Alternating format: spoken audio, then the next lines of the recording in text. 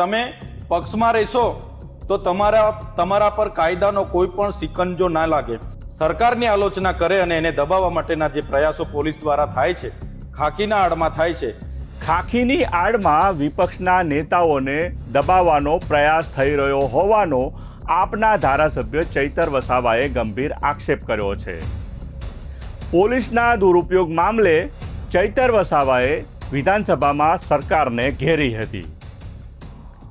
કોઈપણ વોરંટ વગર ધારાસભ્યની ધરપકડ થતી હોય તો સામાન્ય જનતા સાથે પોલીસ કેવો વ્યવહાર કરતી હશે તેવો સવાલ ઉઠાવી ચૈતર વસાવાએ પોતાની સાથે પોલીસે કરેલા વ્યવહારનો વિધાનસભામાં પર્દાફાશ કર્યો હતો.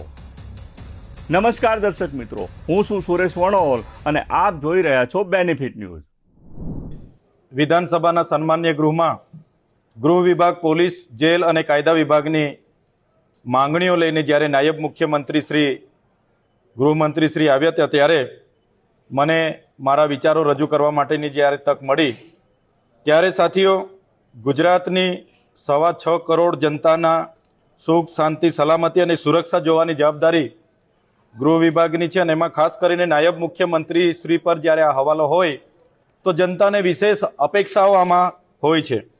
સાથીઓ, પોલીસ ખાતામાં જ્યારે ફરજ પર જોડાવાનું આવે છે ત્યારે આપણે સૌ જાણીએ છીએ કે વર્દીની સાથે ભારતના સંવિધાનના સોગંદ લેવામાં આવે છે કે ભારત के संविधान के प्रति श्रद्धा और सच्ची निष्ठा रखूंगा और अपने पद और कर्तव्य का राजभक्ति, ईमानदारी और निष्पक्षता से पालन करूंगा. તમે પણ જાણતા હશો, અધિકારીઓ પોલીસ ખાતામાં જે પણ છે એમાં બે પ્રકારના અધિકારીઓ છે.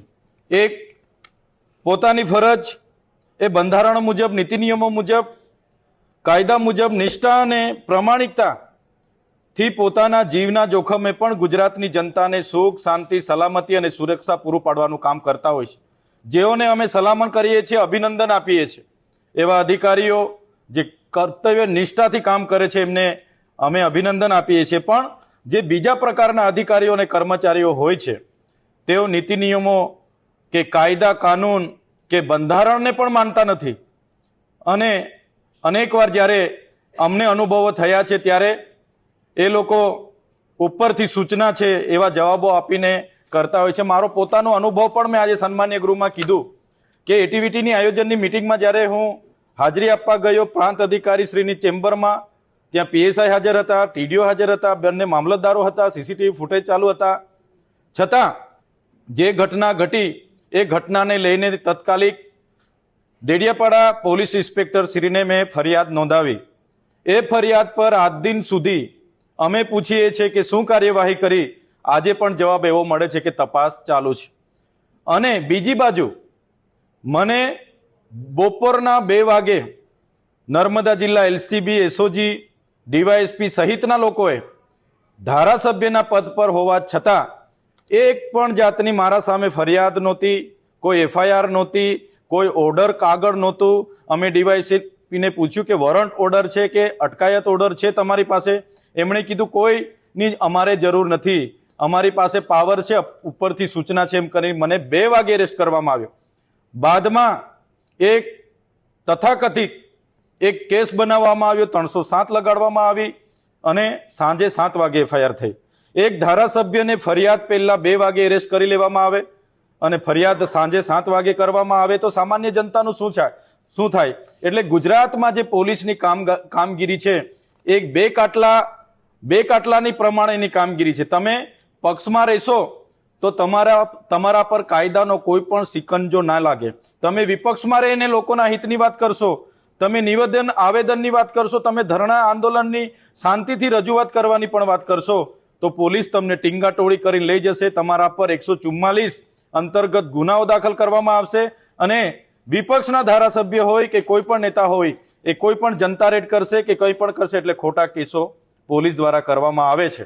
એટલે પોલીસ જે પોતે સત્તામાં બેઠેલા નેતાઓ જે નશાના મદમાં જે પોલીસનો દુરુપયોગ કરે છે એ ગુજરાતની જનતા માટે ચિંતાનો વિષય છે. આજે પોલીસ જે પ્રકારે વર્તી રહી છે ત્યારે એ અમે આજે સન્માન્ય ગૃહમાં પણ અમે વાત કરી છે. એ જ પ્રકારે સન્માન્ય ગૃહમાં જે પ્રકારે આજે ગૃહમંત્રીશ્રીએ કીધું છે, ત્યારે આપના માધ્યમથી એ પણ કહીએ છીએ કે જેલ સાથે અમારો નાતો નથી, પણ જેલમાં જઈને મહાત્મા ગાંધીજી હોય, સરદાર વલ્લભભાઈ પટેલજી હોય કે જવાહરલાલ નહેરુજી હોય, જેલ ભરીને પણ દેશને આઝાદી અપાવી છે.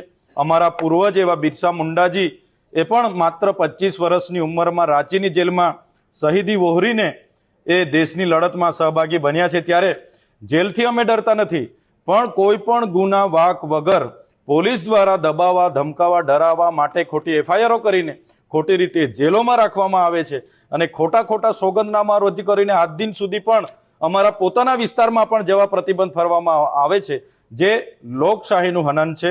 અને જે પ્રકારે વિપક્ષ સરકારની આલોચના કરે અને એને દબાવવા માટેના જે પ્રયાસો પોલીસ દ્વારા થાય છે, ખાકીના આડમાં થાય છે, એ ખૂબ જ ચિંતાનો વિષય છે અને જનતા એ તરફ ચિંતા કરવી જોઈએ એવું હું વ્યક્તિગત માનું છું.